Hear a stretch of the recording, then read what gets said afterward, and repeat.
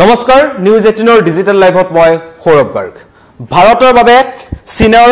জলবোমা আৰু ব্ৰহ্মপুত্ৰত চীনৰ যেটো বৃহৎ নদীবান নিৰ্মাণ কৰা হৈছে হেতু ইতিমধ্যে আমি সকলো জ্ঞাত কিন্তু এতিয়া এই সমগ্ৰ বিষয়টোক লৈ এটা উদ্বেগ প্ৰকাশ কৰিছে অৰুণাচলৰ মুখ্যমন্ত্ৰী পেমা খাণ্ডুৱে আৰু পেমা খাণ্ডুৰ স্পষ্ট অভিযোগ তেওঁৰ দাবী যে এটো চীনে এই নদীবান্ধক যেটো 137 বিলিয়ন মাৰ্কিন ডলাৰে চীনে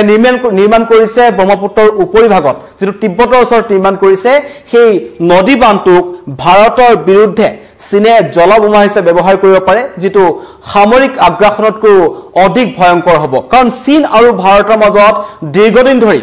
সীমা বিবাদ চলি আছে আমি মাজে সময় দেখো চীনৰ যি সেনা বাহিনী আছে আৰু ভাৰতৰ সেনা বাহিনী আছে সীমান্তত তেওঁলোকৰ মাজত প্ৰত্যক্ষ সংঘাত লগা দেখা পোৱা গৈছে বহু ভিডিও ভাইৰেল হৈছে আৰু বেইজিঙে বাৰম্বাৰ তেওঁলোকে অৰুণাচলক নিজৰ বুলি দাবী কৰি আহিছে বিভিন্ন সময়ত ভাৰতৰ ভূমিক তেওঁলোকে নিজৰ বুলি দাবী কৰি আহিছে তেওঁলোকে তেনেকুৱা ধৰণৰ মেপ নিৰ্মাণ কৰি আহিছে কিন্তু তাৰ মাজতেই এবাৰ ব্ৰহ্মপুত্ৰক চীনে যি ধৰণেৰে বান দিবলৈ চেষ্টা কৰিছে আৰু 60,000 যি তেওঁলোকৰ যেটো 60,000 মেগাৱাট উৎপাদন কৰাৰ পৰা যেটো বৃহৎ নদীবান বিশ্বৰ ভিতৰতেই আটাইতকৈ ডাঙৰ নদীবান বুলি হেতু বেইজিঙে দাবী কৰিছে আৰু হেতু ব্ৰহ্মপুত্ৰৰ ওপৰত নিৰ্মাণ কৰিছে তাৰ পাছতেই ইয়াৰ পূৰ্বে এই বিষয়টোক লৈ অসম মুখ্যমন্ত্ৰী ডক্টৰ হিমন্ত বিশ্ব শৰ্মা এটা উদ্বেগ প্ৰকাশ কৰিছিল যে এই সন্দৰ্ভত দিল্লীয়ে বেইজিঙৰ লগত কথা পাতক কাৰণ এই ব্ৰহ্মপুত্ৰখনৰ ওপৰত তেওঁলোকে ভেটাৰ যেটো ব্যৱস্থা কৰিছে ব্ৰহ্মপুত্ৰখন অস্বাভাৱিক হাৰত শুকাই যাব পাৰে আৰু যদিহে পানী এৰি দিয়ে তেন্তে ভয়াবহ বান পৰিস্থিতিৰ সৃষ্টি হ'ব পাৰে কাৰণ চীন কোনো ধৰণৰ আন্তঃৰাষ্ট্ৰীয় যি নদীবান্ধৰ বিষয়ত থাকিব লাগে বা নদীবান্ধৰ বিষয়ক যি তথ্য দিব লাগে তেনেকুৱা কোনো ধৰণৰ তেওঁলোক তাত জড়িত নাই তেওঁলোকৰ ওচৰত কোনো ধৰণৰ আন্তঃৰাষ্ট্ৰীয় চুক্তিত তেওঁলোক নাই তাৰ কাৰণে তেওঁলোকে ভয়ংকৰ পৰিস্থিতিৰ সৃষ্টি কৰিব পাৰে আন্তঃৰাষ্ট্ৰীয় জল বিনিময় চুক্তিৰ অংশীদাৰ চীন নহয় তাৰ কাৰণে তেওঁলোকৰ সেই নদীবান্ধৰ বিষয়ে কোনো অন্য দেশক জনোৱাৰ প্ৰয়োজন নাই আৰু তেওঁলোকে নিৰ্মাণ কৰিব পাৰে আৰু তেওঁলোকে এবাৰ বাছি লৈছে ব্ৰহ্মপুত্ৰ যত চীনে 137 বিলিয়ন মাৰ্কিন ডলাৰ ব্যৱহাৰ কৰি ব্যয় কৰি বিশ্বৰ আটাইতকৈ ডাঙৰ নদীবান্ধটো নিৰ্মাণ কৰি আছে ব্ৰহ্মপুত্ৰৰ উপৰভাগত যিটোৰ প্ৰত্যক্ষ প্ৰভাৱ পৰিব উত্তৰ পূৰ্বাঞ্চলৰ ওপৰত এই কথাটো পুনৰ এবাৰ অৰুণাচলৰ মুখ্যমন্ত্ৰী পেমা খাণ্ডুৱে আন্তঃৰাষ্ট্ৰীয় এটা সংবাদ মাধ্যমত তেওঁ মন্তব্য কৰিছে তেওঁ কৈছে এটো ভাৰতৰ কাৰণে অত্যন্ত ভয়ংকৰ হ'ব এটা অখনি সংকেত আৰু চীনক কোনো কাৰণত বিশ্বাস কৰিব নোৱাৰি কাৰণ চীনে ইয়াৰ আগৰে পৰা ভাৰত বিৰোধী স্থিতি তেওঁলোকে গ্ৰহণ কৰি আছে আৰু হেতে কৈ ভাৰত পাকিস্তানৰ যেতিয়া যুদ্ধৰ সময় হৈছিল বা অপাৰেচন সিন্দুৰৰ সময় হৈছিল তেতিয়াও কিন্তু চীনে এই নদীবান্ধটোক লৈ ব্ৰহ্মপুত্ৰখন আমি শুকুৱাই দিম বুলি মন্তব্য কৰিছিল যেটো এটা ভয়ংকৰ তথ্য কাৰণ ভাৰতে সিন্ধু জল চুক্তি যেতিয়া পাকিস্তানৰ সৈতে বাতিল কৰি দিছিল চীনে ভাৰতৰ ওপৰত এটা হেঁচা প্ৰয়োগ কৰিবৰ কাৰণে অপ্ৰক্ৰিয়াকৈ যাতে ভাৰতে সিন্ধু জল চুক্তি পুনৰ কাৰ্যকাৰী কৰে চীনৰ পাকিস্তানলৈ যাতে পুনৰ পানী বুৱাই দিব পাৰে তাৰ কাৰণে চীনে কৈছিল যদিহে ভাৰতে সিন্ধু জল চুক্তি বাতিল পুনৰ কাৰ্যকাৰী নকৰে তেন্তে আমিও ব্ৰহ্মপুত্ৰ শুকুৱাই দিব পাৰো এই ধৰণৰ দাবী চীনৰ ফালৰ পৰা আহিছিল কিন্তু পেমা খাণ্ডুৱে এবাৰ কৈছে হেতু শুকুৱাই দিয়াটো এটা অন্যতম কথা কিন্তু যদিহে তেওঁলোকে নদীবান্ধৰ পানী কিছু সময়ৰ কাৰণে এৰি দিয়ে কাৰণ এই নদীবান্ধটো সম্পূৰ্ণ হ'বলৈ মাজত মাত্ৰ কিছু সময় আছে বেছি দিন নাই তেনে পৰিস্থিতিত যদি পুনৰ নদীবান্ধটো তেওঁলোকে খুলি দিয়ে আৰু তেওঁলোকে হেতুক আক্ৰমণৰ হিচাপে ভাৰতক আক্ৰমণ কৰিবৰ কাৰণে এটা ঢাল হিচাপে ব্যৱহাৰ কৰিব পাৰে বুলি তেওঁলোকে মন্তব্য কৰিছে পেমা খাণ্ডুৱে কৈছে তেনে পৰিস্থিতি যদি সৃষ্টি হয় তেন্তে উত্তৰ পূবত থকা প্ৰতিটো জনজাতি আৰু তেওঁলোকৰ জীৱিকাৰ প্ৰতি এটা অস্তিত্বৰ সংকট আহিব নদীসমূহ শুকাই যাব পাৰে কাৰণ অসমৰ কথাটো পৃথকেই অন্য যিসমূহ নদী প্ৰধান অঞ্চল আছে নদী প্ৰধান যিবোৰ জনজাতি আছে তেওঁলোকে নদীৰ পাৰত থাকে বছৰ ধৰি তেওঁলোকে সেই নদীখনকে তেওঁলোকে মূল জীৱিকাৰ স্থান হিচাপে তেওঁলোকে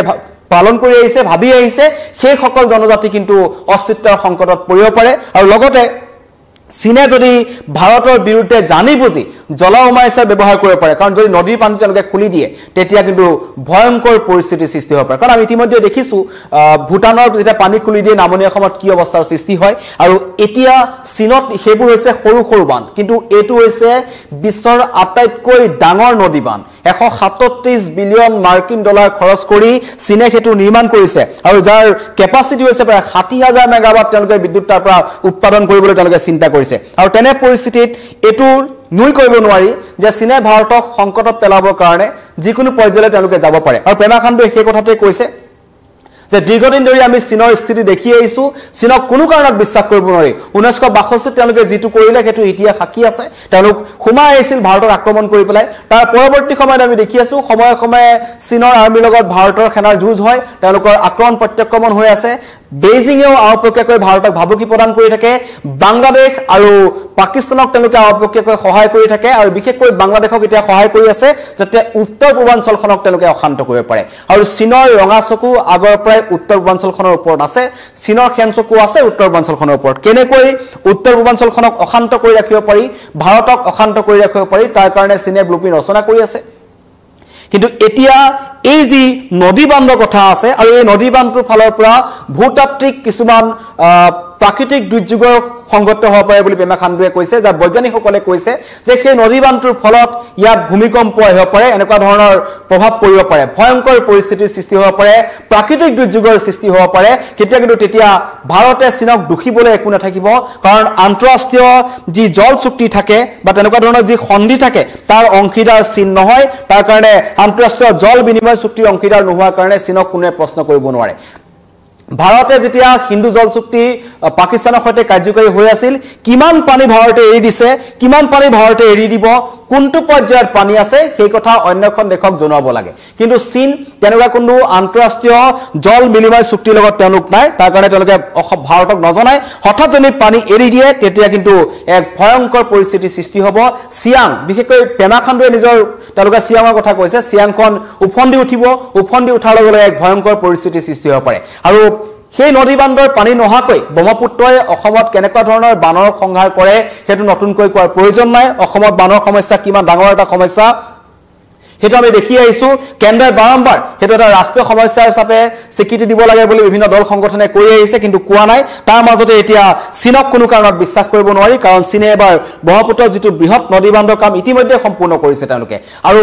ভাৰত পাকিস্তানৰ যুদ্ধৰ সময়ত চীনৰ ফালৰ পৰা এটা ভাবুকি আহিছিল যে ব্ৰহ্মপুত্ৰখন আমি শুকুৱাই দিব পাৰো ভাৰতক এখিকনি দিবৰ কাৰণে আমিও দিব পাৰো পাকিস্তানক যদি তেওঁলোকে শুকুৱাই দিব বিচাৰিছে তেন্তে আমিও ভাৰতক শুকুৱাই দিব পাৰো এই মন্তব্য কৰিছিল কিন্তু তাৰ পাছতে অসম মুখ্যমন্ত্ৰী ডক্টৰ হিমন্ত বিশ্ব শৰ্মাই এটা কথা কৈছিল যে ব্ৰহ্মপুত্ৰৰ পানীৰ ওপৰত 35% পানীৰ ওপৰতহে আমি নিৰ্ভৰশীল এনেকুৱা ধৰণৰ মন্তব্য কৰিছিল কিন্তু পেমা খাণ্ডুৱে যোনটো কথা কৈছে ঠিক আছে ব্ৰহ্মপুত্ৰ যদি শুকাই গ'ল তেতিয়া অন্য ধৰণৰ ব্যৱস্থা কৰিব পৰা যাব কিন্তু যদিহে তেওঁলোকে পানী এৰি দিয়ে যেটো বান পৰিস্থিতিৰ সৃষ্টি হ'ব হেতুৰ সৈতে আমি কেনেকৈ মুকাবিলা কৰিম আৰু চীনক কোনো কাৰণত বিশ্বাস কৰিব নোৱাৰি তেওঁলোকে ভাৰতক ধ্বংস কৰিবৰ কাৰণে বা ভাৰতক বিপদত পেলাবৰ কাৰণে তেওঁলোকে ইতিমধ্যে আমি দেখিছো আৰম্ভণিৰ পৰা ভাৰতৰ সৈতে তেওঁলোকৰ সংঘাত আছে বাৰম্বাৰ বিভিন্ন আন্তঃৰাষ্ট্ৰীয় প্ৰেক্ষাপটত আমি দেখিছো ভাৰতৰ বিৰোধী স্থিতিত চীন থাকে লগতে দীৰ্ঘদিনৰ বাবে দেখি আছো বাংলাদেশক তেওঁলোকে প্ৰত্যক্ষভাৱে সহায় কৰি আহিছে মিয়ানমাৰত থকা যিবোৰ উগ্ৰপন্থী সংগঠন আছে ভাৰত বিৰোধী যিবোৰ উগ্ৰপন্থী সংগঠন আছে তেওঁলোকক অস্ত্ৰ শস্ত্ৰ তেওঁলোকে যোগান ধৰি আহিছে আৰু অন্য নালাগে আটাইতকৈ ডাঙৰ শত্ৰু ৰাষ্ট্ৰ ভাৰতৰ আটাইতকৈ শত্ৰু ৰাষ্ট্ৰ পাকিস্তানক তেওঁলোকে সমৰ সজ্জা দি আহিছে অস্ত্ৰ শস্ত্ৰ যোগান ধৰি আহিছে আৰু ভাৰতক কেনেকৈ অশান্ত কৰি ৰাখিব পাৰি তাৰ কাৰণে চীনে কিন্তু কোনো ধৰণৰ কটি তেওঁলোকে ৰখা নাই ভাৰত অপাৰেচন সিন্দুৰ সময়ত আমি দেখিছিলো যিবোৰ ড্ৰোন বা মিসাইল আক্ৰমণ পাকিস্তানে কৰিছিল ভাৰতৰ ওপৰত সেই সকলো কিন্তু চীনত নিৰ্মাণ কৰা আছিল অন্য নালাগে তেওঁলোকৰ বায়ু প্ৰতিৰক্ষা ব্যৱস্থা হেতু চীনৰ পৰা অনা আছিল চীনৰ পৰা ধাৰলৈ আনিছিল কিন্তু সকলো ভাৰতে ধ্বংস কৰি পেলাইছিল আৰু এই অপাৰেচন সিন্দুৰৰ মাজতেই বেইজিঙৰ ফালৰ পৰা এটা ষ্টেটমেন্ট আহিছিল তেওঁলোকে কৈছিল পাকিস্তানৰ যদি কৰবাত তেওঁলোকৰ অখণ্ডতাৰ প্ৰতি ভাবুকি আহে পাকিস্তানৰ স্বাধীনতাৰ প্ৰতি যদি ভাবুকি আহে পাকিস্তানক যদি আক্ৰমণ কৰে তেন্তে কিন্তু চীনে তেওঁলোকক মুকলি সমৰ্থন আগবঢ়াব তেনে পৰিস্থিতিত সেইখন দেশত যদি এটা ব্ৰহ্মপুত্ৰ আৰু উত্তৰ পূৰ্বাঞ্চলৰ কাৰণে ব্ৰহ্মপুত্ৰৰ কিমান গুৰুত্ব হেতু নতুনকৈ কৰাৰ প্ৰয়োজন নাই সেই ব্ৰহ্মপুত্ৰৰ ওপৰ ভাগত চীনে যেটো বিশ্বৰ আটাইতকৈ ডাঙৰ নদীবান্ধ নিৰ্মাণ কৰিছে সেই নদীবান্ধটোক তেওঁলোকে কেৱল নিজৰ বিদ্যুৎ উৎপাদনৰ কাৰণে ব্যৱহাৰ কৰিব নাই সেইটো এটা ডাঙৰ প্ৰশ্ন পেমা খাণ্ডুৰ তেওঁলোকে যদি হেতু জলসীমা হিচাপে ব্যৱহাৰ কৰে প্ৰয়োজনত যদি ভাৰত পাকিস্তানৰ মাজত ভাৰত আৰু চীনৰ মাজত যদি সংঘাত হয় যদি যুদ্ধ হয় তেনে পৰিস্থিতি যদি সেই নদীবান্ধটো চীনে জানি বুজি খুলি দিয়ে তেন্তে উত্তৰ পূৰ্বাঞ্চলখনত এক হাহাকাৰ পৰিস্থিতিৰ সৃষ্টি হ'ব আৰু তাকে লৈ পেমা খাণ্ডুৱে নতুন দিল্লীক এই সন্দৰ্ভত এটা আলোচনা কৰিবলৈ বা চীনৰ যি এই ব্লুপ্ৰিন্ট আছে হেতু মখিমূল কৰিবলৈ আগতেকৈ কি ব্যৱস্থা গ্ৰহণ কৰিছে তাক লৈ প্ৰশ্ন উত্থাপন কৰিছে আৰু কৈছে যে এই নদী বান্ধটোৰ দ্বাৰা উত্তৰ পূৰ্বাঞ্চল আটাইতকৈ বেছি প্ৰভাৱিত হ'ব উত্তৰ পূৰ্বাঞ্চলৰ চিয়াং ব্ৰহ্মপুত্ৰ আৰু লগতে যিসমূহ উপনৈ আছে সেই উপনৈসমূহ ফেনে ফুটুকাৰে যদি বাঢ়ি আহে তেন্তে ইয়াৰ জলপ্ৰলয় হ'ব আৰু যিটো চীনে নিমিষতে কৰিব পাৰে তেওঁলোকে যিকোনো যিমান এটা পৰ্যায়ৰ তললৈ নামিব পাৰে কাৰণ আমি দেখিছো তেওঁলোকে উত্তৰ অঞ্চলখনক বা ভাৰতক অশান্ত কৰি ৰাখিবলৈ চাৰিওফালৰ পৰা ভাৰতৰ শত্ৰু ৰাষ্ট্ৰসমূহক তেওঁলোকে সহায় কৰি আহিছে পাকিস্তানক তেওঁলোকে সহায় কৰিছে যাতে কাশ্মীৰ পঞ্জাব ৰাজস্থান এই অঞ্চলসমূহ তেওঁলোকে অশান্ত কৰি ৰাখিব পাৰে সকলো সমৰসজ্জা তেওঁলোকে দিছে অপাৰেচন সিন্দুৰৰ সময়ত পাকিস্তানৰ প্ৰতিৰক্ষা মন্ত্ৰী বেজিঙলৈ গৈছিল তাত তেওঁলোকে সামৰিক চুক্তি স্বাক্ষৰ কৰিলে আৰু সামৰিক চুক্তি স্বাক্ষৰ কৰাৰ মাজতে তেওঁলোকে এটা অফাৰো দিছে পাকিস্তানক যে আমি তেওঁলোকৰ যি Z10 5th জেনাৰেশনৰ যিখন বিমান আছে অত্যাধুনিক ফাইটাৰ জেট আছে সেইখন তেওঁলোকে পাকিস্তানক আগষ্ট মাহৰ ভিতৰত 10খনকৈ 5th জেনাৰেশনৰ বিমান 50% ৰেহাই মূল্যত দিয়াৰ তেওঁলোকে প্ৰতিশ্ৰুতি দিছে লগতে বাংলাদেশক এটা ক'ব লাগিব যে বাংলাদেশ ভাৰতৰ এখন শত্ৰু ৰাষ্ট্ৰ বৰ্তমান সময়ত তাত ISI ঘাটি আছে আৰু সেই বাংলাদেশকো তেওঁলোকে আও প্ৰক্ৰিয়াকৈ আৰু বাংলাদেশৰ যিজন তদানীন্তন প্ৰধানমন্ত্ৰী আছে বা তদানীন্তন যিজন মুৰব্বী আছে মোহাম্মদ ইউনুস তেওঁ বাৰম্বাৰ চীন ভ্ৰমণ কৰি আছে আৰু চীন ভ্ৰমণৰ সময়ত উত্তৰ পূৰ্বাঞ্চলখনক লৈ তেওঁ কেইবাটাও বিতৰ্কিত মন্তব্য কৰিছিল বেইজিঙতে তেওঁ এটা মন্তব্য কৰিছিল যে উত্তৰ পূৰ্বাঞ্চলখনৰ যিটো চিকেন নেক আছে সেইটো যদি ভাঙি দিয়া যায় তেন্তে লেণ্ডলক হৈ যাব কোনো ধৰণৰ তেওঁলোকৰ সাগৰৰ লগত সংস্পৰ্শ নাই আৰু তেনে পৰিস্থিতিত তেওঁলোকে বিপদত পৰিব এই ধৰণৰ মন্তব্য মোহাম্মদ ইউনুসে কৰিছিল আৰু তাৰ পৰা ভাৰত স্পষ্ট হৈছিল যে এই মন্তব্যসমূহৰ আৰত বেইজিং আছে বেইজিঙে টকা পইচা দি সমৰসজ্জা দি বাংলাদেশক নিজৰ মতে ভাৰতৰ বিৰুদ্ধে ব্যৱহাৰ কৰি আহিছে যাতে তেওঁলোকে হেতু তেওঁলোকৰ ঘাটি হিচাপে ব্যৱহাৰ কৰিব পাৰে মিয়ানমাৰত আমি দেখিছো মিয়ানমাৰ জ্বলি আছে আৰু মিয়ানমাৰ যিবোৰ সশস্ত্ৰ সংগঠন আছে সেই সকলোকো কিন্তু চীনৰ পৰা বিভিন্ন ধৰণে তেওঁলোকে সহায় কৰি আহিছে আৰু সেইহেতুকৈ মণিপুৰৰ যিটো পৰিস্থিতি আছে মণিপুৰৰ পৰিস্থিতিৰ ওপৰতো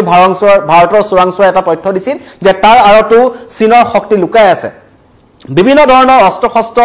মিয়ানমাৰ হৈ মণিপুৰ এইবোৰ অঞ্চললৈ আহিছে কাৰণ কুকি বিদ্ৰোহী সংগঠনসমূহৰ হাতত যিবোৰ অস্ত্ৰ-শস্ত্ৰ দেখা পোৱা গৈছিল তেওঁলোকৰ ভিডিঅ'ত সেই সকলোবোৰ চীনত নিৰ্মিত আছিল চীনে কিন্তু সকলো খাৰপানী যোগাই আছে কিন্তু এতিয়া চীনৰ ওচৰত আটাইতকৈ ডাঙৰ এটা শক্তি আছে যিটো হৈছে বিশ্বৰ আটাইতকৈ ডাঙৰ নদী বান্ধ সেই নদী বান্ধটো যদি কিবা কাৰণত তেওঁলোকে ভাৰতৰ বিৰুদ্ধে ব্যৱহাৰ কৰিব বিচাৰে তেন্তে কিন্তু ভাৰত যে বিপদত পৰিব হেতু অপ্ৰিয় হল সত্য কথা আৰু সেই কথাটো মুখ্যমন্ত্ৰী ডক্টৰ হিমন্ত বিশ্ব শৰ্মাৰ পিছত এবাৰ পুনৰ অৰুণাচলৰ মুখ্যমন্ত্ৰী পেমা খাণ্ডুৱে গৈ পেলাই দিল্লীতে প্ৰশ্ন উত্থাপন কৰিছে যে নতুন দিল্লীয়ে সময় থাকোতে বেইজিঙৰ এই চক্ৰান্ত মহিমূৰ কৰক বা ভাৰতেও সেই তেনেকুৱা ধৰণৰ সমস্যা আহিলে সেই সমস্যা কেনেকৈ ৰোধ কৰিব পাৰিব তাৰ এটা প্ৰতিৰোধী ব্যৱস্থাৰ কথা চিন্তা কৰক অন্যথা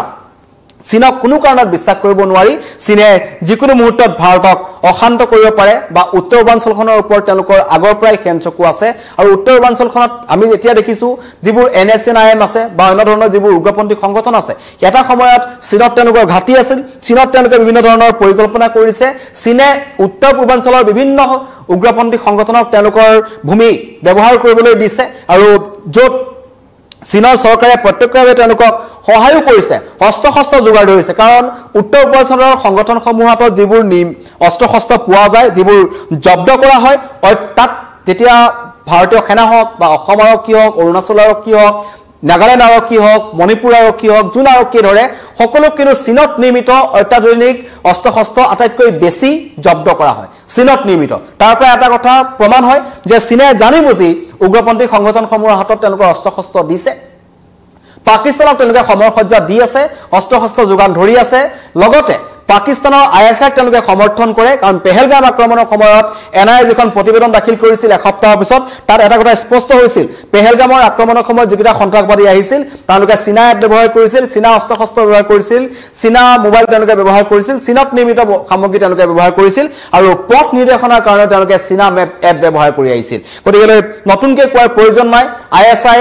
লস্কৰি-তৈয়বা জয়সি মোহাম্মদ এই সকলোৰে সৈতে চীনে হাত মিলাই আছে তেওঁলোকৰ এটাই কথা তেওঁলোকৰ অস্ত্ৰ-শস্ত্ৰ বজাৰখন ডাঙৰ হ'ব লাগে ভাৰত জ্বলি থাকিব লাগে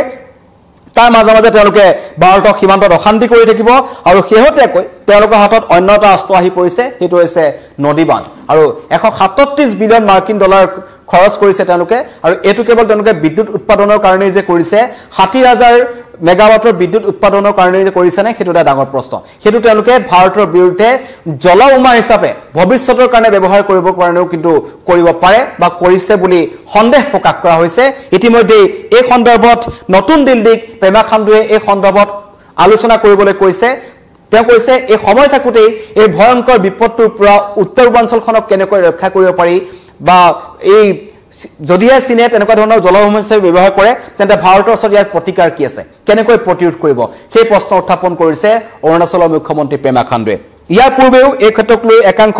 বিশেষজ্ঞসকল বিজ্ঞানীসকলে কৈছিল যে ব্ৰহ্মপুত্ৰৰ ওপৰ ভাগত চীনে যোনটো নিৰ্মাণ কৰিবলৈ গৈ আছে হি ব্ৰহ্মপুত্ৰৰ যেটো চৰিত্ৰ আসলে ব্ৰহ্মপুত্ৰৰ পানী থকা যেটো চৰিত্ৰ বা ব্ৰহ্মপুত্ৰক যি ধৰণে জনা যায় সেই তাত কিন্তু প্ৰভাৱ পৰিব পাৰে হয়তো শুকাই যাব পাৰে নহয় তাত জলপলয়ৰ সৃষ্টি হ'ব পাৰে কিন্তু দুইটাই উত্তৰ পূৰ্বাঞ্চলৰ কাৰণে বিপদজনক ভাৰতৰ কাৰণে বিপদজনক আৰু চীনক এটো কাৰণে বিশ্বাস কৰিব নোৱাৰি চীনে যিকোনো মুহূৰ্তত উলুটা বাগৰ মাৰিব পাৰে তেওঁলোক কোনো আন্তঃৰাষ্ট্ৰীয় জল বিনিময় চুক্তিৰ অংশীদাৰ নহয় তেনে পৰিস্থিতিত চীনে তাত কি কৰি আছে হেতু কথা কোনো দেখে নাজানে তেনে পৰিস্থিতিত এক ভাৰতৰ একেবাৰে গাতে লাগি থকা এখন শত্ৰু ৰাষ্ট্ৰক কোনো কাৰণত বিশ্বাস কৰিব নোৱাৰি বুলি পুনৰ দোহাৰিছে অৰুণাচলৰ মুখ্যমন্ত্ৰী পেমা খাণ্ডুৱে আৰু কৈছে যে এই নদী বান্ধে উত্তৰ পূবৰ ৰাজ্যসমূহলৈ গভীৰ ভাবুকি কঢ়িয়াই আনিছে আৰু লগতে নদীৰ পাৰত থকা যিবোৰ জনজাতি আছে তেওঁলোকৰ জনজাতিসকলৰ যেটো জিআই থকাৰ যেটো তেওঁলোকৰ আহিলা সেই সময়তো কিন্তু বিপদত পেলাব পাৰে আৰু ব্ৰহ্মপুত্ৰ শুকুৱাই দিম বুলি ইতিমধ্যে চীনে ইয়াৰ আগতে ভাবুকি প্ৰদান কৰিছে কিন্তু পেমা খাণ্ডৰ প্ৰশ্ন শুকুৱাই দিয়াতকৈ ভয়ংকৰ হ'ব পাৰে যদি তেওঁলোকে পানী এৰে তেন্তে কিন্তু ইয়াত ফেনে ফেটুকেৰে পানী বাঢ়িব আৰু উত্তৰ পূৰ্বাঞ্চলত জলপলয়ৰ সৃষ্টি হ'ব ভয়ংকৰ এটা পৰিস্থিতিৰ সৃষ্টি হ'ব পাৰে এটা গভীৰ উদ্বেগৰ বিষয় এটো আৰু হয়তো তেওঁ আশাও কৰিছে যে দিল্লীয়ে এই সন্দৰ্ভত আলোচনা কৰিব আৰু চীনৰ এই ভয়ংকৰ ষড়যন্ত্ৰ ভাৰতে মখিমূৰ কৰিব পাৰিব চাই থাকিব নিউজ 18 অসম নৰ্থ ইষ্ট আমি প্ৰতিটো মুহূৰ্তৰ খবৰ আমি আপোনালোকক জনাই থাকো আন্তঃৰাষ্ট্ৰীয় পৰা ৰাষ্ট্ৰীয় প্ৰেক্ষাপটলৈকে ক্ৰিয়াৰ পৰা মনোৰঞ্জনলৈকে সকলো ধৰণৰ তথ্য আমি আপোনালোকলৈ লৈ আনিছো কিন্তু এই মুহূৰ্তত লৈ আহিছো এটা ভাৰতৰ কাৰণে এটা চিন্তাৰ কাৰণ আৰু পেমা খাণ্ডুৱে কথাটো উত্থাপন কৰিছে যে ব্ৰহ্মপুত্ৰত চীনৰ যেটো নদী বান্ধ হেতু ভাৰতৰ